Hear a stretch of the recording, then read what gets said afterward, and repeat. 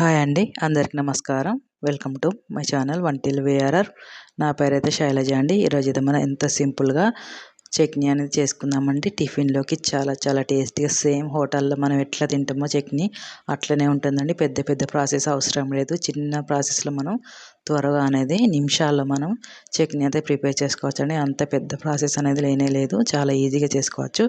అలాగే చిన్న రిక్వెస్ట్ అండి, మన ఛానల్లో వీడియోలు నచ్చినట్లయితే ప్లీజ్ సబ్స్క్రైబ్, లైక్, సపోర్ట్ అయితే చేయండి.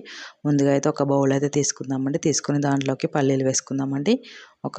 పల్లీలు వేసుకున్న తర్వాత పచ్చిమిరపకాయలు, అలాగే ఒక టమాటా, అల్లం ముక్కలు, అలాగే పుదీనా వేసుకుందామండి. వేసుకొని కొద్దిగా నూనె అయితే పోసుకొని ఇప్పుడు దీన్ని తీసుకుపోయి స్టవ్ మీద పెట్టి స్టవ్ అయితే వెలిగించుకొని ఇప్పుడైతే వీటిని అయితే వేయించుకుందామండి.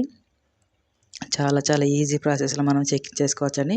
పెద్ద పెద్ద ప్రాసెస్ అవసరం లేదు. సేమ్ మనం హోటల్లో ఎట్లా తింటామో అట్లనే టేస్ట్ అయితే సూపర్ ఉంటుంది. తప్పకుండా ఒకసారి అయితే ట్రై చేసి చూడండి. ఇవైతే మంచిగా ఇలా కలుపుకుంటూ అయితే మనం వేయించుకున్నామండి.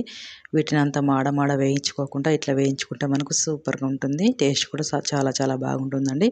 ఇవైతే వేగిపోయినాయండి. ఇప్పుడైతే మనమైతే స్టవ్ అయితే ఆఫ్ చేసుకొని దీన్ని అయితే దింపేసుకుందామండి. ఇంత వేగిపోతే మనకు సరిపోతుంది. ఇప్పుడైతే ఒక మిక్సీ జార్ తీసుకొని దాంట్లోకి అయితే ఇప్పుడు మనం వేయించుకున్నాం కదా, వాటిని అయితే వేసుకుందాం. పల్లీలు, టమాటాలు, పచ్చిమిర్చి, అలాగే పుదీనా, అల్లం ముక్క వేయించుకున్నాం కదా, కొద్దిగా నూనెలో దూరగా వేయించుకున్నాం కదా, వాటిని వేసుకుందామండి. తర్వాత కొత్తిమీర వేసుకుందాం. తర్వాత వెల్లిపాయలను, కొద్దిగా జీలకర్ర, అలాగే ఇప్పుడు ఉప్పు కూడా వేసుకుందామండి.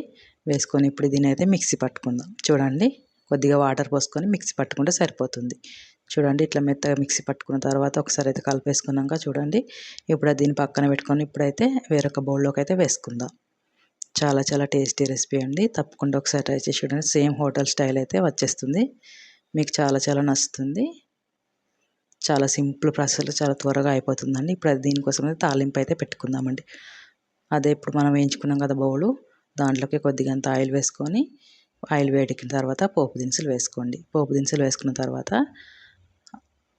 కొద్దిగా కరివేపాకు, అలాగే వెల్లుల్లి, కొద్దిగా పసుపు వేసుకొని వేయించుకొని దింపేసుకుంటే సరిపోతుంది. ఇప్పుడు దీన్ని తీసుకుపోయి మనమైతే ముందుగా పట్టి పెట్టుకున్నాం కదా మిక్సీ పచ్చడిని దాంట్లోకి అయితే వేసుకున్నాం.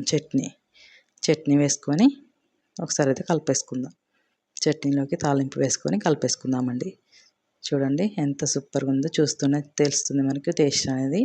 చాలా చాలా టేస్టీగా ఉంటుంది. తప్పకుండా ఒకసారి అయితే ట్రై చేసి చూడండి. అలాగే చిన్న రిక్వెస్ట్ అండి, మన ఛానల్లోని వీడియోలు మీకు నచ్చినట్లయితే ప్లీజ్ సబ్స్క్రైబ్, లైక్, సపోర్ట్ కూడా చేయండి.